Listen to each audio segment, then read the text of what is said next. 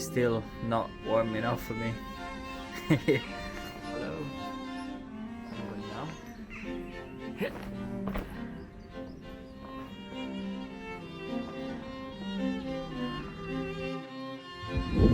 So we're just getting a bit of fresh air out in lovely Beverley, so we're just having a nice walk around the Minster just to get our hours exercise in and stretch our legs, because I've just had a massive bowl of pasta, so I really need to burn it off. But we're just talking this week a little bit about social media and how that's changed and how our usage has changed through COVID, and also how our advertisements have changed that we see on social as well and online in general. To be honest, I personally don't use social media massively outside of work myself, so I can't comment too much on social media usage, but one advert that I did see come up that really captured my attention was an Amazon advert for Kindle Unlimited, which was a perfect time and place advert, which they'd adapted their Kindle Unlimited program to a free 2-month trial, which I haven't used my Kindle in ages, and all of a sudden it's practically glued to my hand again because I downloaded Kindle Unlimited and decided to download about 20 different books, and now I can't stop reading it. So that was a perfect example of how companies are adapting to offer the free trial periods to get people in, because I can't go out to a bookshop to buy books. It's made Kindle Unlimited highly relevant for me, and that's enticed me into something that I wouldn't normally be drawn into. So kudos to Amazon there for luring me into Kindle Unlimited. I might cancel it on the 58th day of my subscription, but still, the free trial sign-up worked perfectly well. So great example of companies adapting through COVID right now. Hey everyone. So I've noticed this week that quite a lot of businesses have been asking whether it is still okay to be generating PR ideas and PR pieces, obviously, to send, especially with coronavirus obviously dominating the news. The simple answer to that is yes. It is completely okay to still be generating PR ideas. It is completely up to you whether you want to do that as a business, whether you want to create pieces or ideas that are related to COVID-19 or not. That is completely fine. The other thing I'd say is that a lot of journalists, especially the ones that I've been following on Twitter, are asking for more pieces that aren't related to coronavirus. I think the main reason for that simply is that obviously they've been covering it for so long, and we've been reading it and listening to it for so long, that I think they're now wanting to do something a bit more different, a bit more positive. If you are going to be creating any ideas or full article pieces that aren't relating to coronavirus, there are a few things that you might just need to be aware of. The first thing I would say is the amount of coverage you'll get, because obviously coronavirus is the dominating topic. You aren't going to get as much coverage on a piece than maybe what you normally would. So first thing I'd say is think whether now is the perfect time to send it out.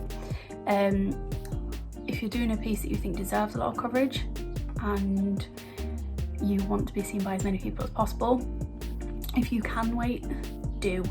There's no point wasting a piece if you think it's worthy.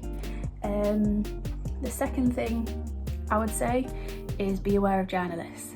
I imagine that everyone has their normal journalist contacts that they will send pieces to, but it is possible that the normal topics that journalists would be covering, they maybe aren't anymore. If they've been covering, say, health, fitness, travel, or like celebrity, it might be possible that they've been shifted from that and put on to covering topics that are just related to coronavirus. So what I'd suggest is maybe doing a little bit of research into whether your normal contacts are still doing that, and if they're not, trying to find the best person to send them to, or even asking them who the best person is to send it to. If you aren't, as a business, looking to generate PR during this time, that is absolutely fine. The only thing I would say is don't do nothing. There is no point at this time sitting about and doing nothing. So the main thing I'd say is, if you are looking and you're not going to generate, build on those journalist relationships. They are so important. And maybe even look at your strategy that you have and generate a new one. Journalist relationships aren't a quick fix. They're a long-term journey, but they're so precious relating to anything in PR. So like I said, if you aren't, maybe look into that. But don't just sit about and do nothing. And yes, it is okay to still be doing PR. So I've just finished cutting my grass on this fine sunny day in May. It's bound to be a pretty good weekend this weekend, which is a bank holiday, which I keep forgetting about. I think I've only got reminded today that Friday is actually meant to be off, which the guys kindly reminded me when I was trying to book in some meetings.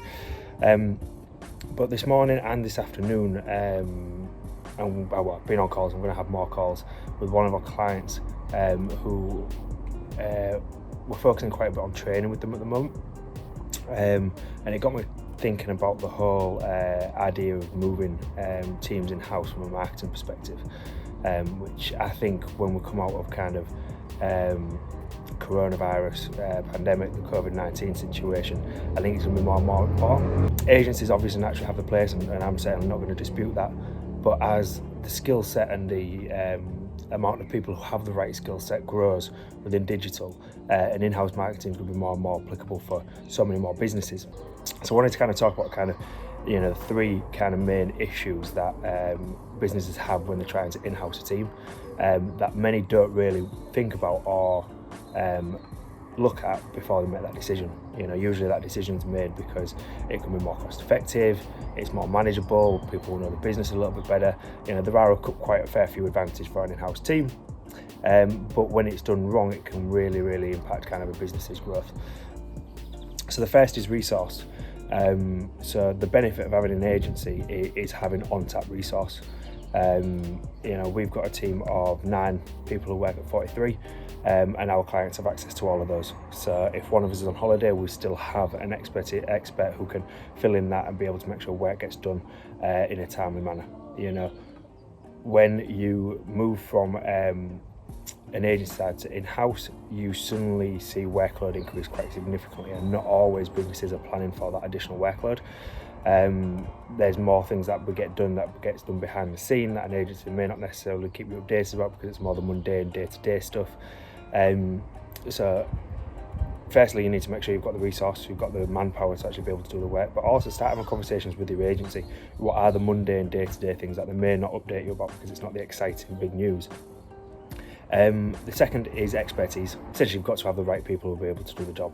You know, again, the benefit of an agency side is you have a wide range of expertise. We've got experts in SEO, we've got experts in conversion optimization, paid search, biddable, marketplace. You know, all people with, you know, on the ground experience in all those different areas. If you're looking for an in-house team, and you know, if you've only got 2 or 3 people, you know, the chances are that the expertise is going to be limited. And if it's not, actually being able to bring someone who's got that expertise is going to start to cost you a lot of money. So you've got to be looking at what skill sets you actually need. Ironically, agencies are in a perfect position to actually advise you on this. So they'll know what you as a business are capable of being able to take in-house. They'll have worked with the people who are going to be taking on this work and be able to identify the skill gaps, the gaps in knowledge that you already might have that you're currently not aware of. And then the final one is actually just a plan. A general transition plan is usually completely overlooked.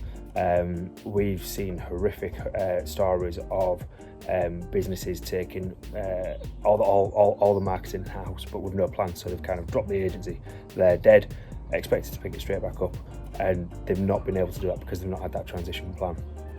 You know, going back to the agency doing lots of mundane day-to-day stuff is when you're not aware of that, you don't see that, you don't know how to pick that up, you don't know who's picking what up, you don't know what responsibility roles are. Agencies will always have a forward-thinking plan as well. They'll know where they want to be within 3 months, 6 months, 12 months, etc. You should be communicating that with your agency. If your agency's not having that conversation, then start to have that conversation. And then you can start to figure out, okay, what type of jobs, what type of actions can start to be taken in-house over time. You know, there definitely needs to be an overlap period to make sure that none of the work is lost, none of the work is dropped off. Because if that does happen, all you're going to see is a drop in your results. So them are 3 things that you need to start thinking about if you want to take a team in-house. You've got to make sure you've got the resource available, you've got to have the experts and the expertise to be able to actually execute and do the job, and you've got to have a transition plan as well. Hopefully that's useful for some of you guys over there. I'm going to go sit out here for a little bit longer. Bye.